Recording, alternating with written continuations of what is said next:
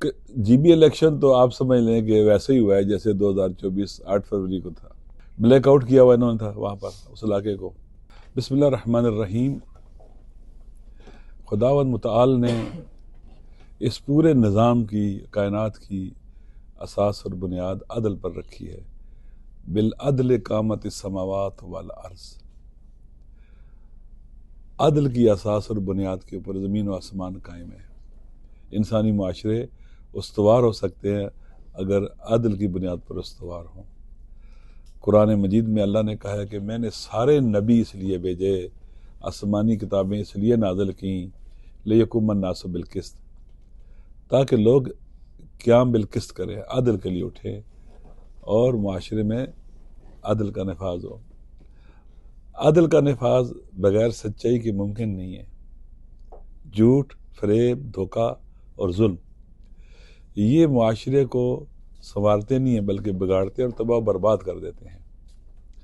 तो मेरी ये गुजारिश है कि हमारे मीडिया के दोस्तों को चाहिए कि लोगों तक सच्चाई को पहुंचाएं, हकीकत को पहुंचाएं और लोगों को एजुकेट करें।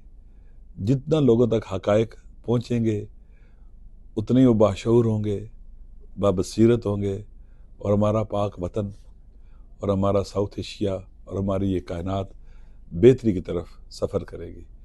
लिहाजा मैं चाहता हूँ कि मुझसे सवालात करें और मैं भी अपने विजदान ज़मीर को सामने रखते हुए हकीकत बयानी से काम लूँ, और जहाँ समझूँ कि इस वक्त हकीकत बयान करने का वक्त नहीं है तो साफ कह दूँ कि इस बात का जवाब इंतज़ार करें।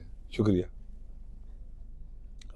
सर, आज एक अहम मीटिंग हुई है आप लोगों की, तो उसमें खास तौर पे जीबी इलेक्शन के हवाले से आप लोगों के क्या तहफ़्फ़ुज़ात रहे, क्या मामलात रहे, उसके हवाले से बताएं। और कश्मीर के अंदर इस वक्त जो काफ़ी तनाज़ी चल रही है, एहतजाज चल रहा है, हुकूमत के खिलाफ एहतजाज चल रहा है, इसके ऊपर जो है कहा जाए। बिस्मिल्लाह रहमान रहीम। शुक्रिया। जीबी इलेक्शन तो आप समझ लें कि वैसे ही हुआ है जैसे 2024 8 फरवरी को था। ब्लैकआउट किया हुआ इन्होंने था वहाँ पर उस इलाके को और लोगों तक हक़ाइक़ नहीं पहुँचने दे रहे थे। इलेक्शन को इन्होंने ज़बरदस्त तरीके से मैनिपुलेट किया, मैनेज किया और जितने भी हथकंडे इस्तेमाल किए जा सकते थे अपनी मर्ज़ी के नताइज लेने के लिए वो सारे इन्होंने किए। रिज़ल्ट लेट भेजते रहे और अपनी मर्ज़ी का रिज़ल्ट मीडिया को दे रहे थे। कोई और चीज़ कहीं से अगर आए तो वो मना किया होता, देना ही नहीं आपने। मैंने ये सुना है, मुबैना तौर पर सुना है, ऐसे हो रहा था। लिहाजा उस पूरे हसास खित्ते को जो डिस्प्यूटेड एरिया है और महरूम भी है, हालांकि वहाँ अल्लाह ने बड़ी सरमाया रखा हुआ है, बहुत कुछ रखा हुआ है, अल्लाह ने नेमतें रखी हुई हैं, आबादी थोड़ी है। वहाँ पर बहुत खुशहाली होनी चाहिए थी। ना वहाँ इलाज की मुनासिब सहूलतें हैं, न तालीम की, सेहत की, न इसी तरह से रोज़गार की मुनासिब सहूलतें हैं और महरूमियाँ दिन ब दिन बढ़ती चली जा रही हैं। उनकी ज़मीनों पर कब्ज़े हो रहे हैं, उनकी मादनियात को ललचाई निगाहों से देखा जा रहा है और इस तरह से डेमोग्राफी चेंज हो रही है उस खित्ते की मुख्तलिफ हवालों से। तो वो बहुत हसास खित्ता है और लोगों में एहसास मारूमियत भी है। पहले भी इन्होंने इलेक्टेड गवर्नमेंट को गिराया है कोर्ट के जरिए और लोगों को फिर लोटा बनाया। अब जो रिजल्ट हासिल किया है, जैसे ना अंधा जो रेवड़ियाँ बांटे तो वो भी अपने, तो 2-3 पार्टियां इन्हीं में तकसीम करने की कोशिश की इन्होंने, वहाँ का मैंडेट अवाम का डाका डालकर।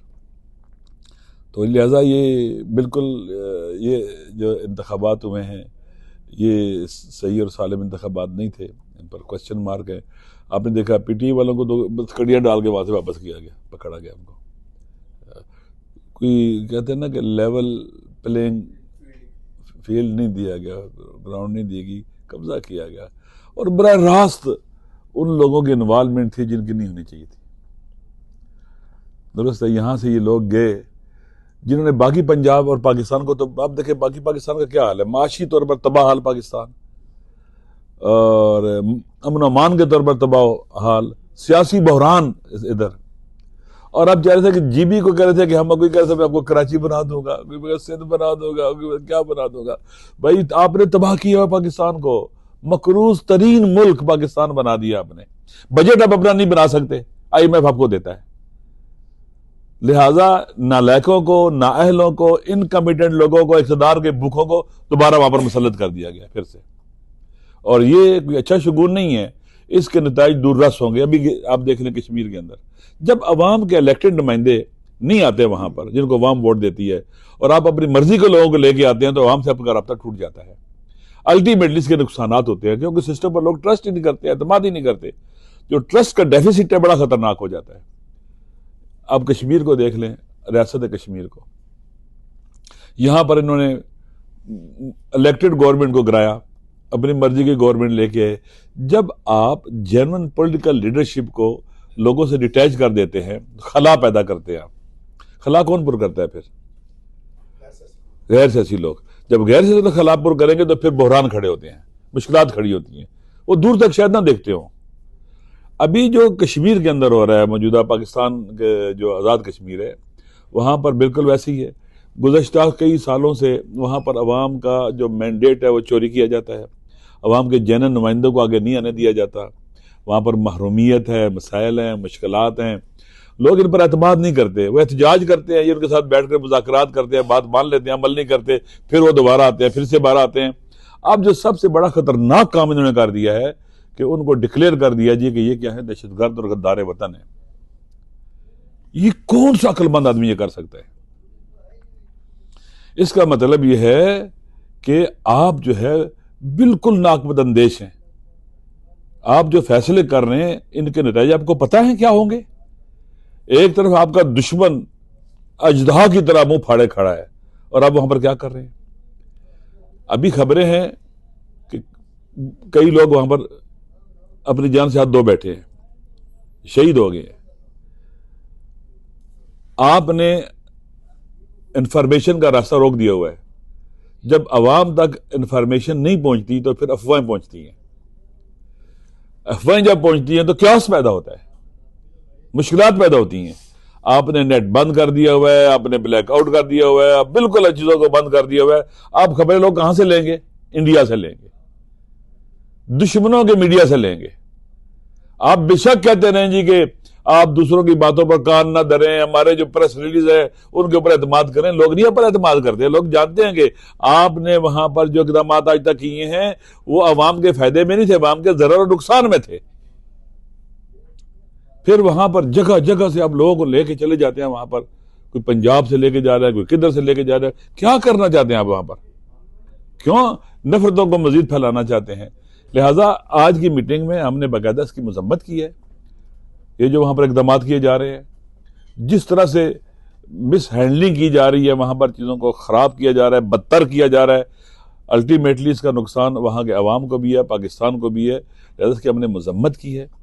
अवाम के साथ बात होती है, बातचीत होती है, और बातचीत बेशक 10 दिन, 20 दिन, 30 दिन, 40 दिन तक रहे, बात होनी चाहिए। आपका टेम्परामेंट लूज ही ना चाहिए कि नहीं इसको गोली मार दो, लड़ो, ब्लैकआउट कर दो, दफा 144 का नफाज करो, कर्फ्यू लगा दो, कोई हरकत ना करे, फलां तारीख से ये पूरे का पूरा कश्मीर बंद कर दिया हमने। ये नहीं है। अपने अवाम के साथ ऐसे कोई नहीं करता है।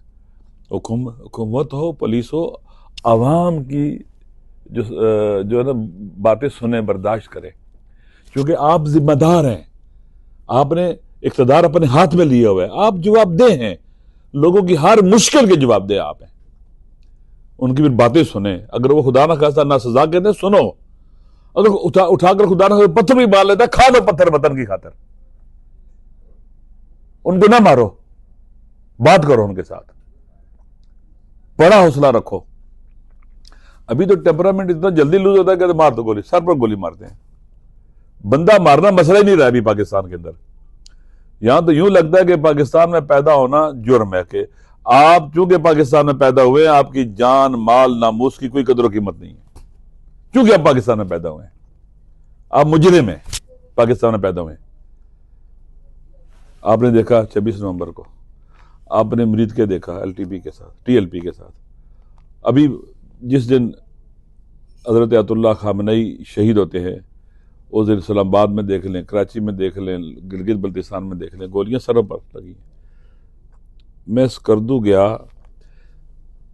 वहां जितने लोगों को गोली मारी गई है, सर पर लगी है, और उम्रें उनकी 13 और 17 साल के बीच में है। बच्चे, किसी का भी क्रिमिनल रिकॉर्ड नहीं है, कोई दहशतगर्दी करी, किसी पर FIR ही नहीं है कोई। टांग पर भी चलो आपने गोली मारनी थी, टांग पर मार लो, जख्मी कर लो उसको, सर पर गोलियां लगी हैं।